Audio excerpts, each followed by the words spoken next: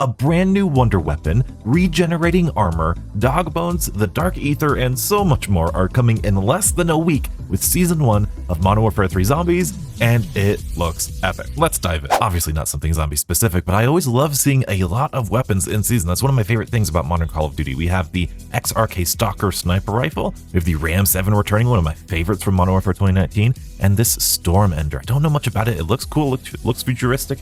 In season, later in the season, we're going to have the HRM9 and the TAC Evolver, which looks like another beefy LMG. And under the tiny Modern Warfare Zombie section, we have new story missions, which we already knew about, Dark Aether Rifts, which we learned a little bit more about, the VR11 returning, new schematics, which are exciting, prestige challenges, and a new warlord. That stuff the blog post really does highlight better, but I wanted to showcase this thing coming in season. These three maps are reskins of Quarry, Rust, and Scrapyard, but they do seem to be kind of hellified or zombified, I might say. This is going to be called Vortex. And what Vortex is, it's going to be mid-season, so not at the start of the season, but mid-season. In this free-for-all mode, one player spawns in with the infamous zombie wonder weapon, the one-shot ray gun. I wish the ray gun was a one-shot. Whoever eliminates the operator with the ray gun becomes the new owner of this powerful and otherworldly pistol. So I thought that was a pretty cool idea. We're seeing a little crossover between zombies and multiplayer. Really cool. But on to more zombie-related stuff. We are going to get a new act of the story. So, you know, we have Act 1, Act 2, Act 3. This is hopefully going to be Act 4, with new missions and a new cutscene, which is, I believe, confirmed,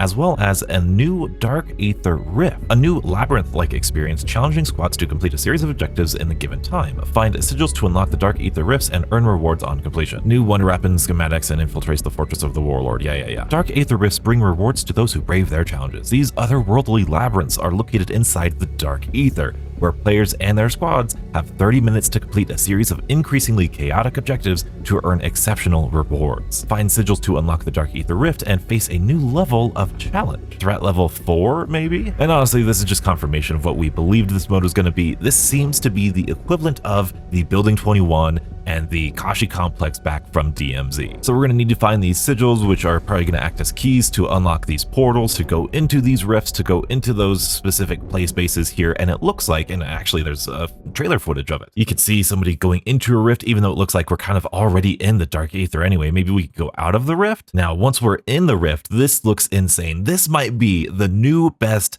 skybox in all of zombies. Die Rise is definitely up there, but this looks amazing. We don't see anything too new here. There's fragments of stuff up in the air, kind of like the Dark Aether or 115 we've seen from zombies in the past. We have a disciple spawning in, kind of our casual, normal, everyday zombie stuff here, nothing too crazy. Here it looks like our player is actually throwing this bunny in the air, again with that amazing skybox here. So who knows if this bunny is actually how we summon like certain things. We have the Abomination, just some glory shots of this amazing Dark Aether portal. That is going to be the Dark Aether knife or something. It's like the Tomahawk from Black Ops 2 or the Hell's Redeemer and Hell's Retriever and all that stuff. We get some good shots of planes up in the air and all this stuff floating around. It looks very zombified, which is really cool. And believe it or not, that was all of the trailer. But we do have some good photos of this in this blog post. We see this right here. This is actually going to take place in Al Bagra Fortress from Modern Warfare 2's Al Mazrah. And it looks like we are going to be able to fight the Orcus worm from the end of Act 3 in this facility or in this place or in this labyrinth or whatever this may be. Also, if this is anything like the Kashi complex, this is definitely where we're going to see some sort of Easter egg or main quest type thing right here. Now,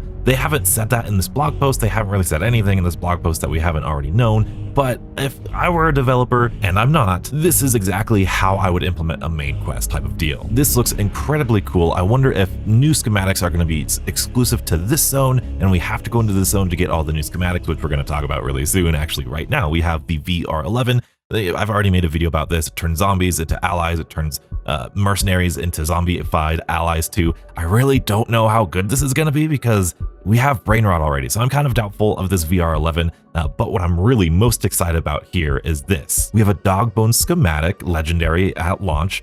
We can consume the dog bone to summon the strongest friendly hellhound companion. Instead of gathering all of those pieces of meat and putting them in the dog houses, there's a schematic that we can just craft and have the dog available with us, which is awesome. That's not what I'm excited for. I am most excited out of anything here for this golden armor plate. This looks awesome. Consuming the new golden armor plate replaces the armor carrier with plates that automatically repair over time, in addition to providing the user additional damage resistances. This is awesome. Armor in Zombies has always been weird. It felt weird in Cold War. It felt really weird in Vanguard. It feels actually pretty good here in Modern Warfare Zombies. I think this is the best iteration of armor in Zombies, but I still love this idea, and it works so well with this gameplay progression and all that stuff, and it looks really cool with the bunny on there too. And then we have the Aether Blade. The Aether Blade is a special throwing knife with infinite ammo and a boomerang-like combat style. Does that sound familiar, Zombies people? Absolutely. After striking an enemy, the Aether Blade locates the next nearest enemy to hit before returning to its operator. This is the Hell's Retriever. It's back, it's etherealized, and it sounds pretty cool. I bet you people are really gonna like this in Tier 3, grinding out those contracts with just a knife. This is gonna make it so much fun. And mid-season, so not at launch, we're getting a new Warlord,